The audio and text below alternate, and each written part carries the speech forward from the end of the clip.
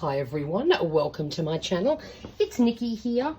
I did a video the other day of all the planners and journals that I will be using for 2024. And I said that once I'd sort of finished my setup of my Kinbor, I would show you what we're doing and give you a little review. I bought this Kinbor completely on a whim. It came up in my feed on AliExpress and I bought it because of this cover. It only cost about $15, so it's ridiculously good value. I didn't know what to expect. I didn't know whether it would be cheap and crappy considering its price tag, but I've been pleasantly surprised. As I live at the beach, I love the ocean, this sort of mermaid scale thing really got to me. And of course, you'll see my little bits of deco, apart from my business card, all involve the water or something similar. And I have a couple of sticky notes. Both of these I got off AliExpress, but I think the colors go perfectly. And this fabulous stencil, not sure if and when I'll use it, but it also works as a ruler. So we'll see how we incorporate that as the year goes on. So when you open this up, this is quite, it's lined with a heavy quality cream paper. There is a little picture of a dragon that I have covered up because they're considering these to be dragon scales, but as far as I'm concerned, it's mermaid scales because the colors are perfect. Now, I had a little play with AI and created this gorgeous little coffee loving mermaid. So I've just glued that down both sides there to make a pocket. And I have this gorgeous page marker that a crafty friend made for me. And I always tend to put a little bit of it's not so much a vision board, but it's a reminder every time I open my planner of the sort of things that I want to make sure my year includes. So that's time at the beach, collecting shells, a little bit of craft stuff and that sort of thing. So I always put that in there. And this is just a blank page. This is another little AI thing that I created. Again, a coffee mermaid because they're my two loves. So I just stuck that down there, printed it on some cardstock. Then you have, like all planners or most planners, you have calendars, 2023, 2024 and 2025. I tend to never look at them, but they're there. I'm leaving them as they are.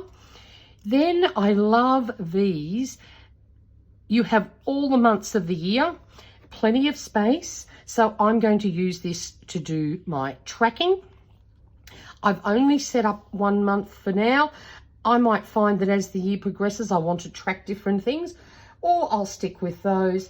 And then I have all these dot markers. I'm just going to use a different color for each one. And if I achieve whatever it is on a particular day, I'm just going to put a dot.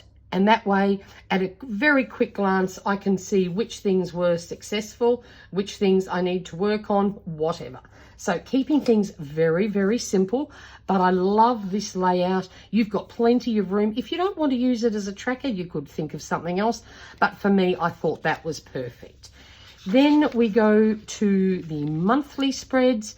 Also very happy with these. They're very clean. None of this Hobonichi quotes and things getting in my way. A nice size box. I mean, I can write plenty of things in there.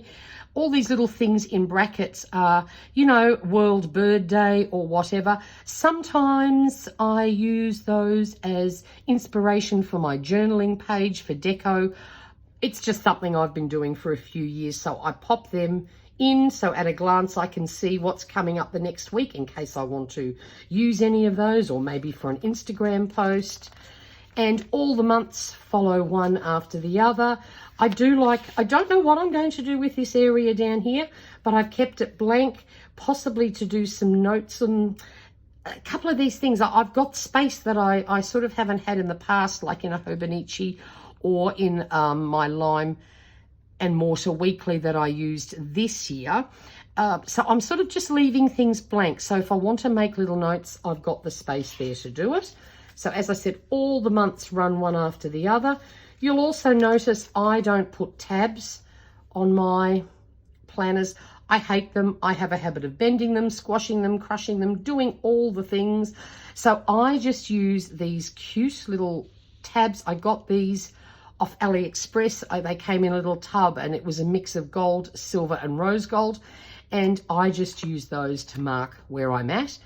So this page here, just before we start in the weeklies, is it says plan of a new year in tiny print, but I'm going to use this as a goal tracker thing.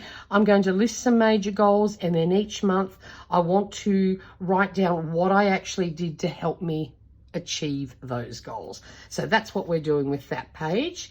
There's just one of those. Then you end up with your weekly spread. It's very similar, obviously, to a Hobonichi Weeks. And that's the other thing. This paper surprised me. It's smooth.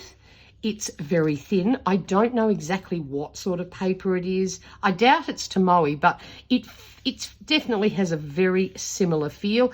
It's a little bit lighter than the Tomoe River that has quite a yellow tone. This is not bright white, but it is definitely closer to that.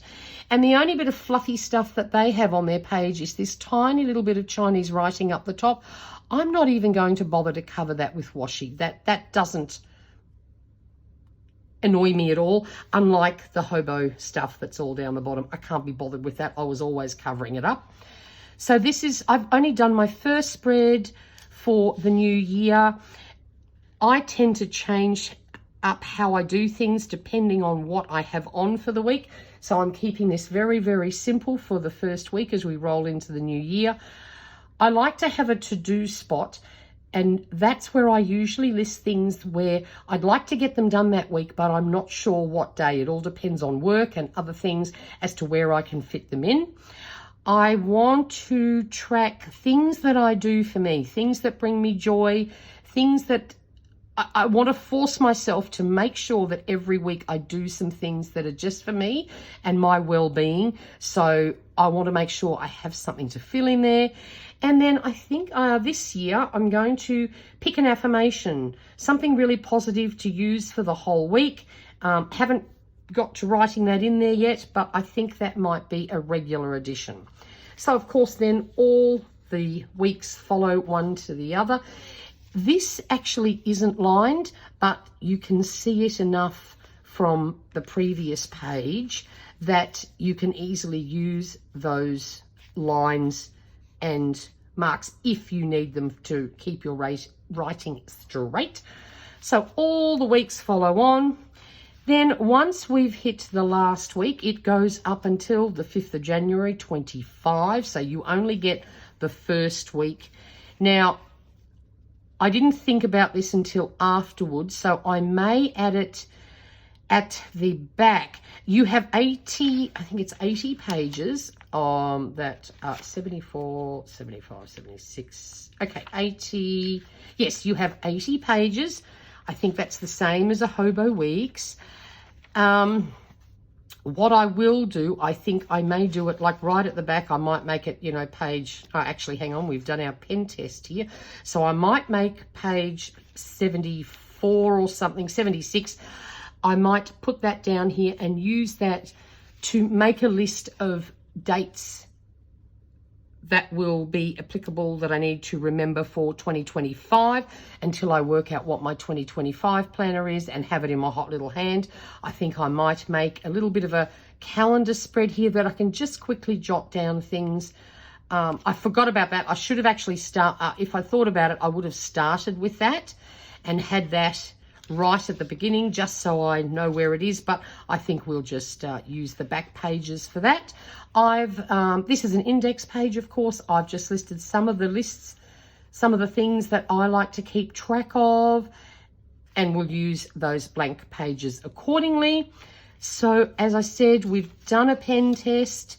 The only thing where it's slightly shaded a bit more than I would like was this very thick blob of ink that managed to come out of a fountain pen. but still it did not bleed through at all. There is shadowing. This is no better, no worse than what a Hobonichi Weeks was. My top one is my favorite pen that I tend to use, and it's the Sharpie art pen or Sharpie pen. It's not a marker, it's a pen, but it is my absolute favorite to use for journaling. I just find them delightful to write with, and my main priority was, of course, that did not bleed through in any way, and it certainly didn't, so I'm very happy with that. Then there's a few other little bits at the back of this one. This is a schedule, and it has times. I have no idea if or what I would ever use that for.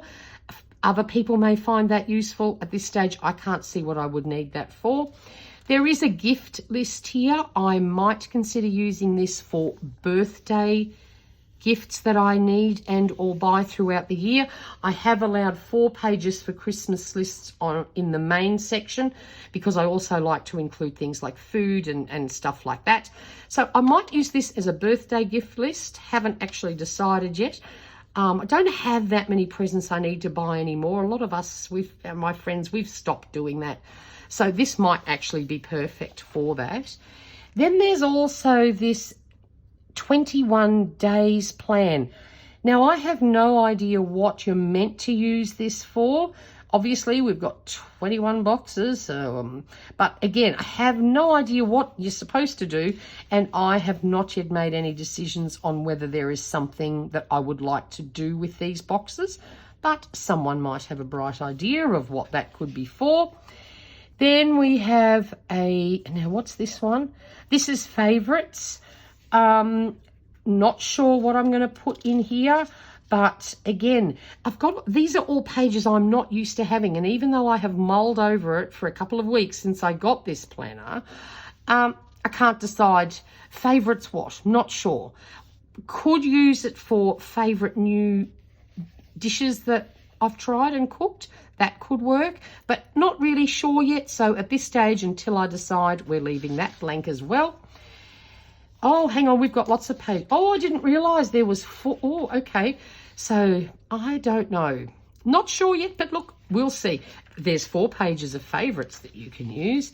Then, of course, we have all this lovely stuff, but it's in Chinese. I don't understand any of it, so they're just going to sit there. Back cover is, again, very decent quality cardstock. It has a gold embossed Kinbor logo. And at the back, which I don't know whether I will use, but I may well use, there is a pocket that was already there. This is not like a Hobonichi where you get, those little pockets you can stick down. This was already there. And of course it has 2 ribbons. So if the budget's a bit tight and you love the thought of using a Weeks, but just can't splash out that much cash, I honestly think this Kinbor is the most delightful alternative. As I said, I bought it because of the cover. I tend to do things like that. But honestly, they had some other very cute covers. I just couldn't go past this one. And because I had to sort of chain, my initial plan for my planner for this year all went by the wayside because I couldn't get the cover I wanted in the colour I wanted from Moterm. I did actually get an email from them the other day.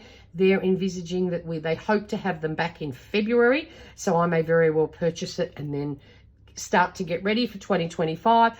But this, honestly, for the money, it is my vibe. I am more than happy with it. Quality is fabulous for $15. So there we go. That is my main planner setup. Very good chance this will never leave my desk because I have my little everyday carry that I've set up to use. But I adore my leather cover from Harmony Bee Designs. It is just delightful. Obviously, if I want to take it anywhere, I can, but this will probably just stay at home. We shall see. I hope you enjoyed this. If you have any questions or any great suggestions on what I can possibly do with some of those interesting page options that this planner provides, pop them down in the comments box. And until next time, stay safe and stay healthy, and very best wishes for 2024 for all of you. Bye for now.